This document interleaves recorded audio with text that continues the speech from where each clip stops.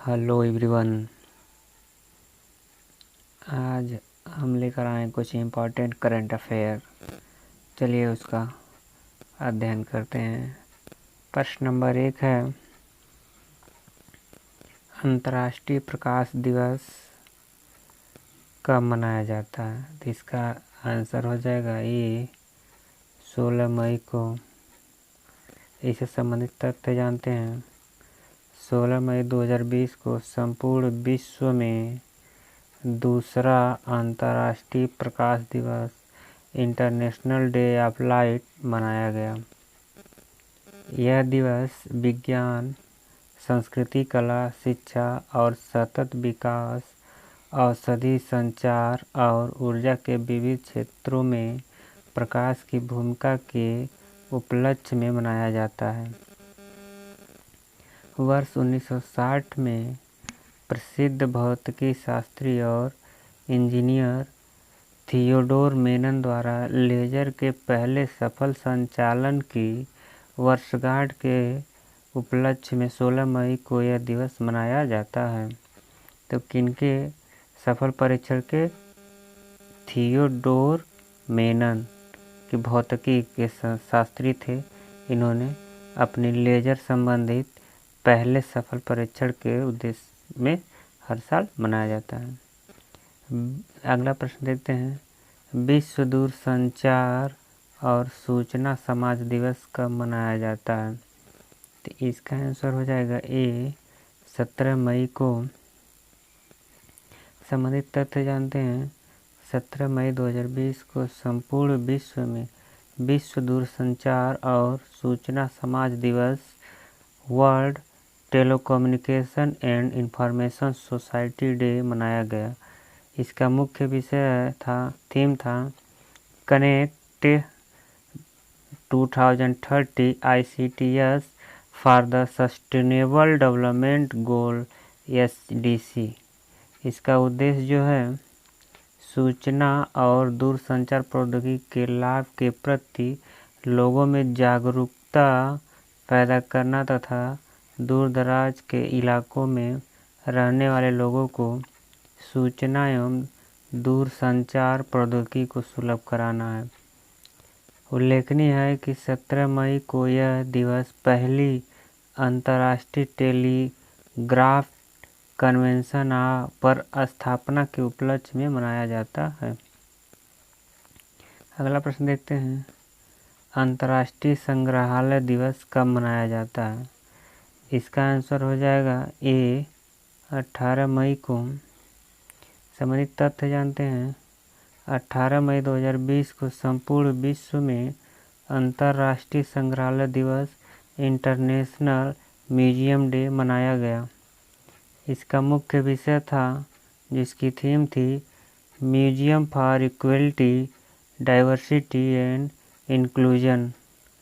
इसके उद्देश्य थे लोगों में संग्रहालयों के प्रति जागरूकता फैलाना और इन्हें संग्रहालयों में जाकर अपने इतिहास को जानने के प्रति प्रेरित करना। अगला प्रश्न देखते हैं, पुस्तक Wuhan diary dispatches from a quarantined city के लेखक कौन है? इसके उत्तर हो जाएंगे सी फांग फांग। जो संबंधित तथ्य जानते हैं। मई 2020 में पुस्तक Wuhan diary dispatches from a quarantined city प्रकाशित हुई। इस पुस्तक के लेखक चीनी साहित्यकार फांग फांग हैं। इस पुस्तक में लेखक की ऑनलाइन डायरी के अंश और सोशल मीडिया पोस्ट को संकलित किया गया है। वुहान के 25 जनवरी को कोविड-19 के कारण लॉकडाउन लगाने जाने के बाद फांग फांग ने ऑनलाइन डायरी लिखनी शुरू की थी। यह पुस्तक का अनुवाद माइकल बेरी ने किया।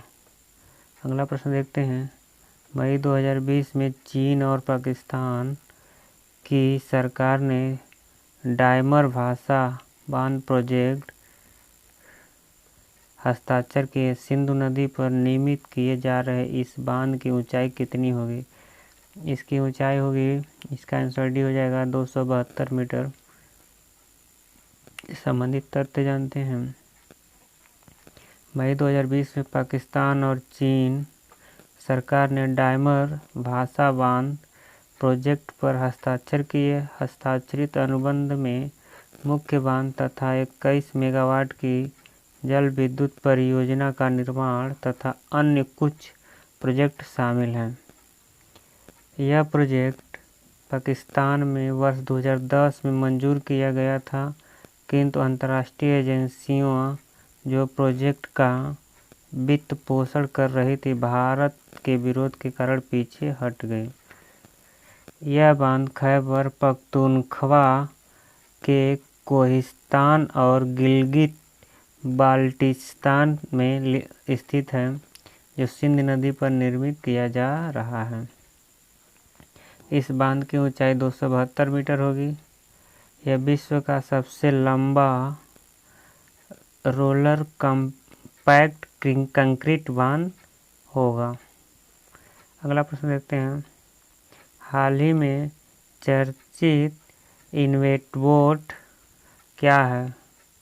इसका उत्तर हो जाएगा सी, बैंकिंग वायरस। इससे संबंधित तथ्य जानते हैं। मई 2020 में भारतीय कंप्यूटर इमरजेंसी रिस्पांस टीम ने बैंकिंग वायरस के संदर्भ में चेतावनी जारी की है। जारी चेतावनी के अनुसार मोबाइल मालवेयर इवेटबोट काफ़ी तेज़ी से फैल रहा है, जो कि लोगों के बैंकों से जुड़ी जानकारियों की चोरी कर रहा है। इवेटबोट ट्रोजन एक वायरस या मालवेयर है जो किसी उपयोगकर्ता के बगैर अनुमति के उसके मोबाइल जानकारियों की चोरी करता है। इवेंटबोट ने हाल ही में अमेरिका और यूरोपीय क्षेत्र में स्थित बैंकिंग ऐप्स, मनी ट्रांसफ़र सेवाओं, क्रिप्टो करेंसी वॉलेट सहित 200 से अधिक वित्तीय ऐप को निशाना बनाया। अगला प्रश्न देखते हैं। 14 मई 2020 को गुजरात सरकार द्वारा आत्मनिर्भर गुजरात सहायता योजना शुरू की गई। इस योजना के तहत निम्न मध्यम आय वर्ग के लोगों को बैंकों से कितनी राशि का गारंटी मुक्त ऋण 2% वार्षिक ब्याज पर ले सकते हैं? इसका आंसर हो जाएगा ए, 1 लाख। इससे संबंधित तथ्य जानते हैं। 14 मई 2020 को गुजरात सरकार द्वारा आत्मनिर्भर गुजरात सहायता योजना का क्या नाम है? आत्मनिर्भर गुजरात सहायता योजना शुरू की गई। इस योजना के तहत निम्न मध्यम आय वर्ग के लोगों को बैंकों से 1 लाख रुपए का गारंटी मुक्त ऋण 2% वार्षिक ब्याज पर ले सकते हैं। इस योजना का मुख्य उद्देश्य लोगों को सामान्य जीवन करने में मदद करना है, जो कोविड-19 महामारी के कारण हुई लॉकडाउन से प्रभावित हुए हैं। इस योजना के तहत ऋण देने वाले बैंकों को 6% ब्याज का भुगतान राज्य सरकार करेगी। इस योजना के नियमों के तहत ऋण की अवधि 3 वर्ष होगी और किस्त का भुगतान प्राप्त होने के 6 महीने बाद ही प्रारंभ होंगे। वर्ष 2020 में राष्ट्रीय लुप्तप्राय प्रजाति दिवस कब मनाया गया है? तो इसका आंसर हो जाएगा बी, 15 मई को। संबंधित तथ्य जानते हैं। 15 मई 2020 को राष्ट्रीय लुप्तप्राय प्रजाति दिवस मनाया गया। उल्लेखनीय है कि यह दिवस प्रतिवर्ष मई माह के तीसरे शुक्रवार को मनाया जाता है। इसका उद्देश्य लुप्तप्राय हो रहे वन्यजीवों की रक्षा करने हेतु लोगों को जागरूक करना, लुप्तप्राय प्रजातियों वे हैं जिनकी आबादी में अचानक तेज़ी से गिरावट आती है, यानी कि जिनकी आबादी में अचानक तेज़ी से गिरावट आती है उन्हें लुप्त प्राय प्रजातियां कहा जाता है, या उनके महत्वपूर्ण निवास स्थान के नुकसान के कारण उनके विलुप्त होने की खतरा हो जाता है। यह पहली बार वर्ष 2006 में मनाया गया था। अगला प्रश्न देखते हैं।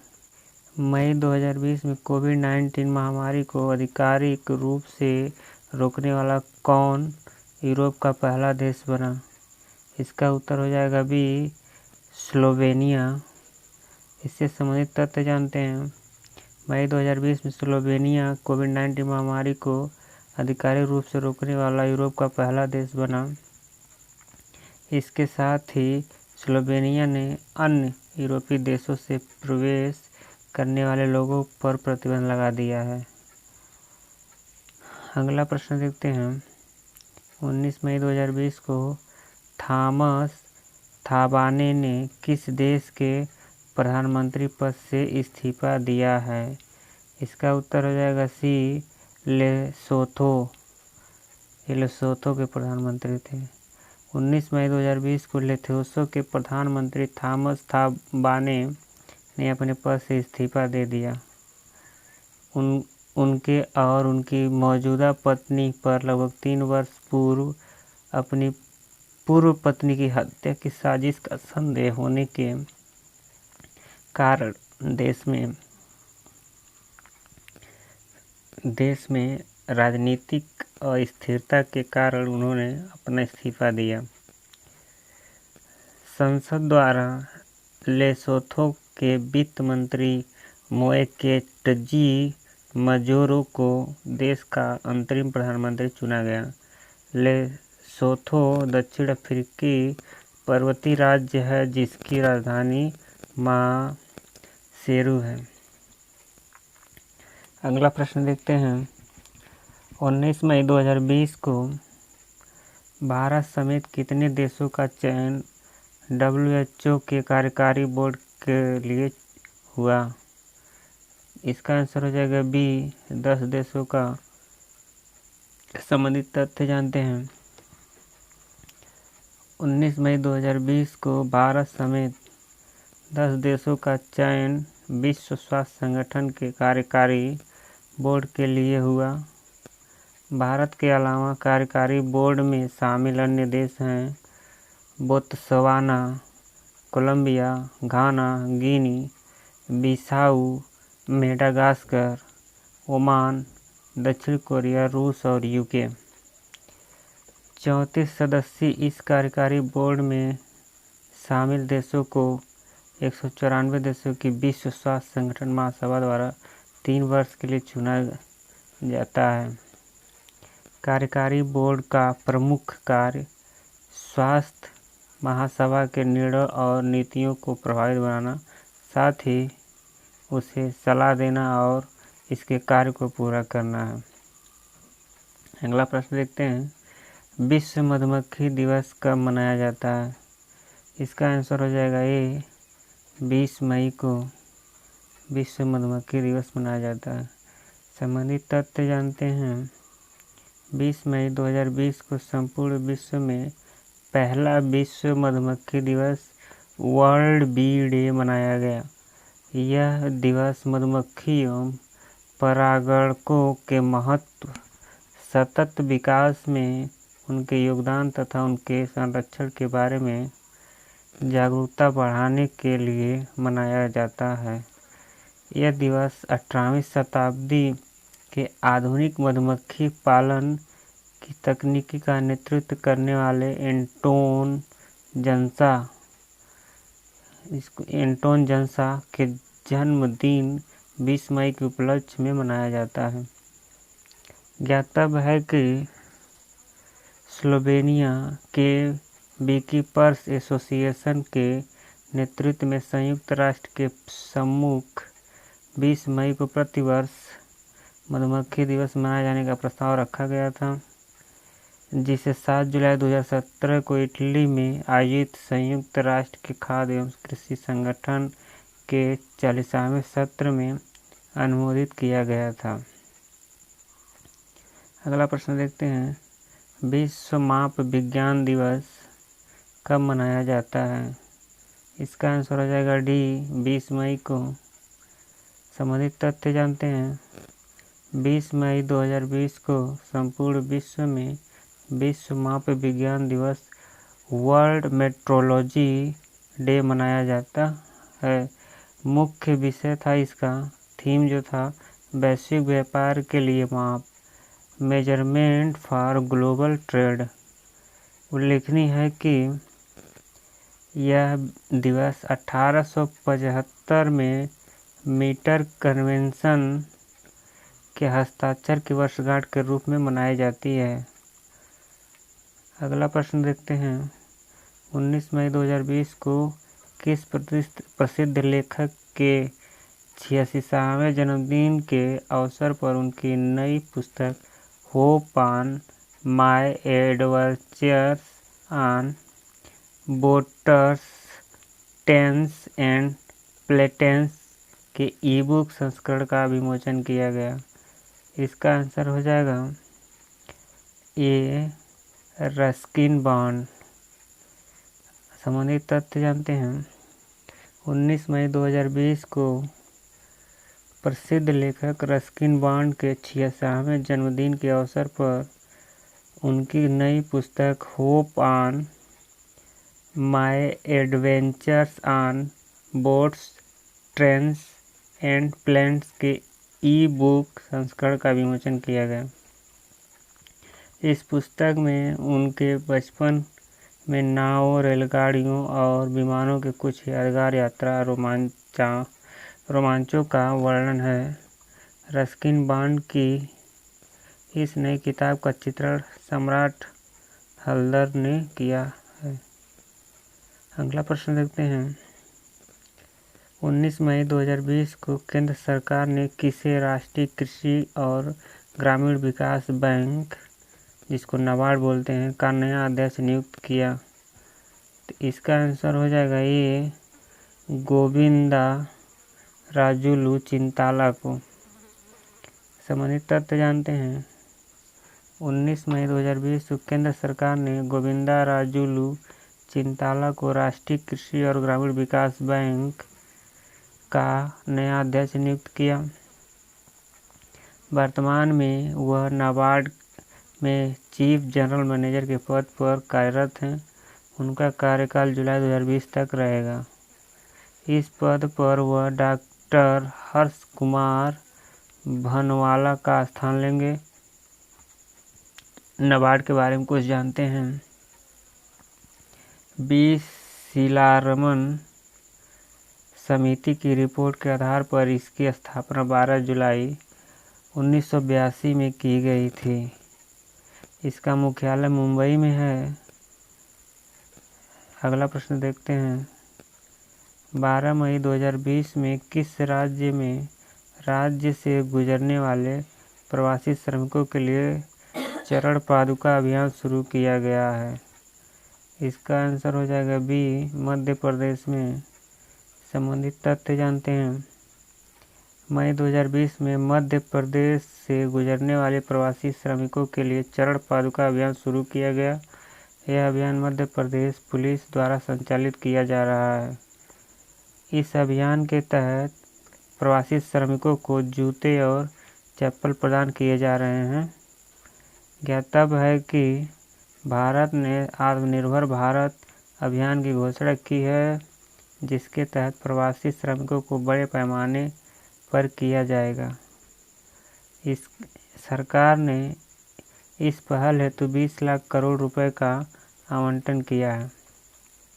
इस पहल के तहत प्रवासी श्रमिकों के भोजन और आवास पर ध्यान केंद्रित किया जाएगा।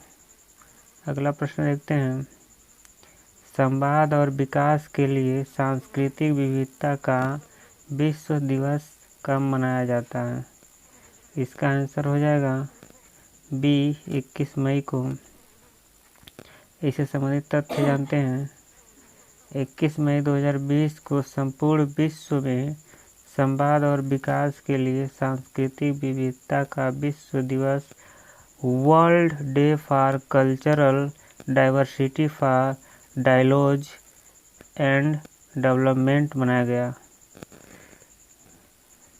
यह दिवस सांस्कृतिक विविधता के मूल्यों के बारे में लोगों को समझ को गहरा करने का अवसर प्रदान करता है।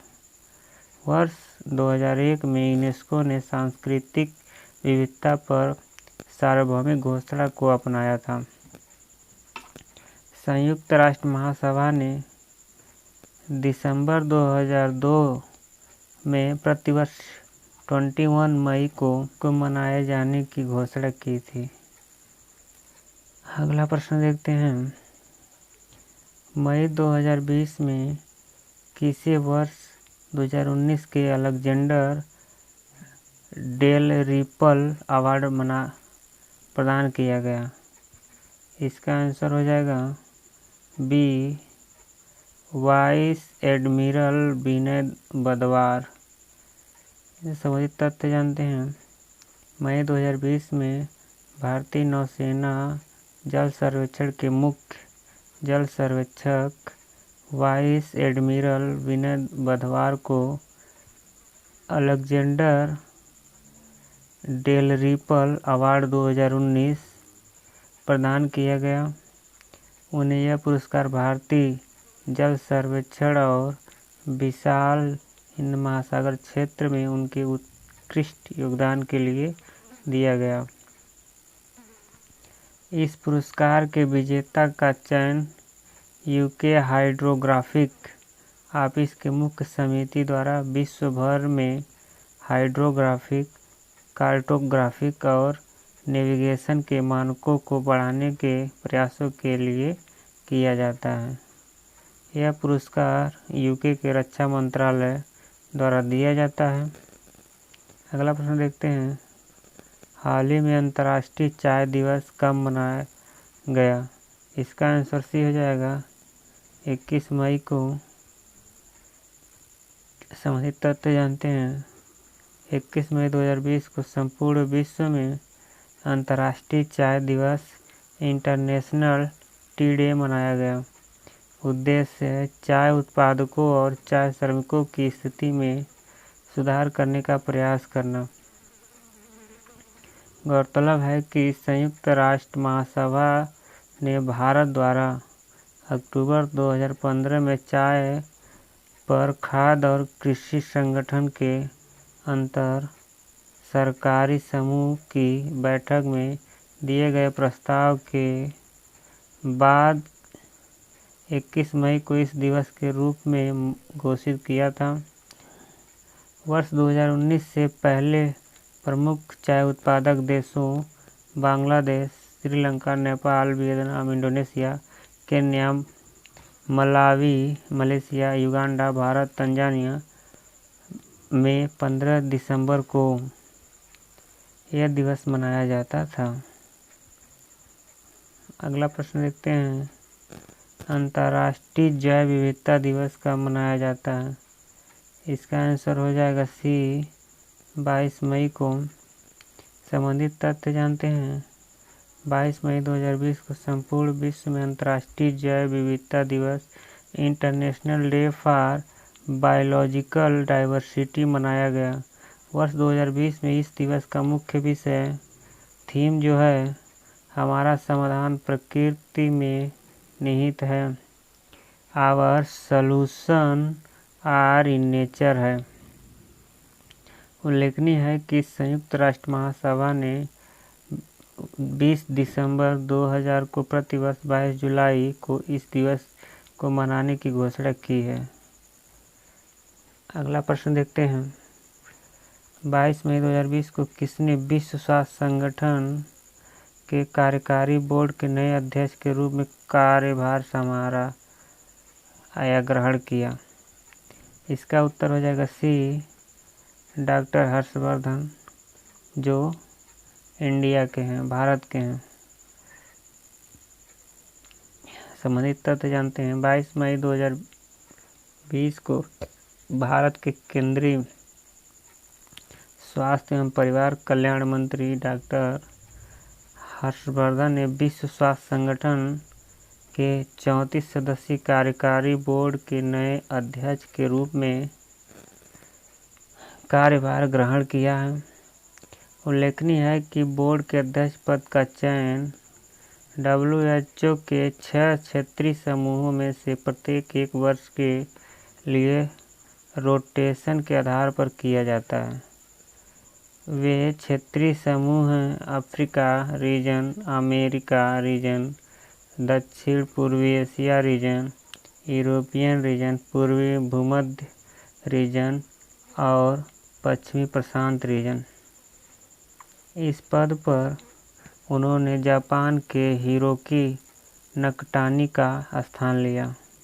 किनका स्थान लिया? तो इनका नाम है जापान के हिरोकी नकटानी। 34 सदस्यीय इस कार्यकारी बोर्ड का प्रमुख कार्य स्वास्थ्य महासभा के निर्णय और नीतियों को प्रभावित बनाना, साथ ही उसे सलाह देना और उसके कार्यों को पूरा करना। अगला प्रश्न देखते हैं। मई 2020 को विश्व बैंक की नई अर्थशास्त्री नियुक्त हुई। इसका आंसर हो जाएगा ये कार्मेन रेनहाल्ट। इनसे संबंधित तथ्य जानते हैं। मई 2020 में कार्मेन रेनहाल्ट विश्व बैंक समूह की नई अर्थशास्त्री एवं उपाध्यक्ष नियुक्त हुई। उनकी नियुक्ति 15 जून 2020 से प्रभावित होगी। इससे पूर्व वह IMF में वरिष्ठ नीति सलाहकार एवं उपनिदेशक रह चुकी हैं।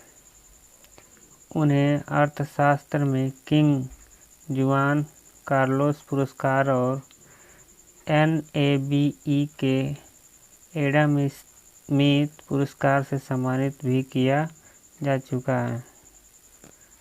अगला प्रश्न देखते हैं। मई 2020 में कौन सा देश विश्व का दूसरे सबसे बड़ा व्यक्तिगत सुरक्षा उपकरण PPP उत्पादन देश बना? इसका आंसर हो जाएगा बी, भारत। संबंधित तथ्य देखते हैं। 21 मई 2020 को भारत व्यक्तिगत सुरक्षा उपकरण PPE किट का दूसरा सबसे बड़ा उत्पादक देश बना गया है।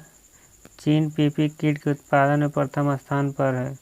वस्त्र मंत्रालय द्वारा यह सुनिश्चित किया गया है कि PPE किट की पूरी आपूर्ति श्रृंखला में केवल प्रमाणित उत्पादनकर्ता उत्पादन कर सकें।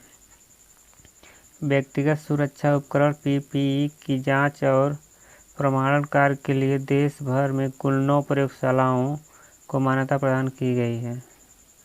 व्यक्तिगत सुरक्षा उपकरण एक प्रकार का चिकित्सक उपकरण है जिसे आमतौर पर मेडिकल प्रोफेसरों द्वारा प्रयोग किया जाता है।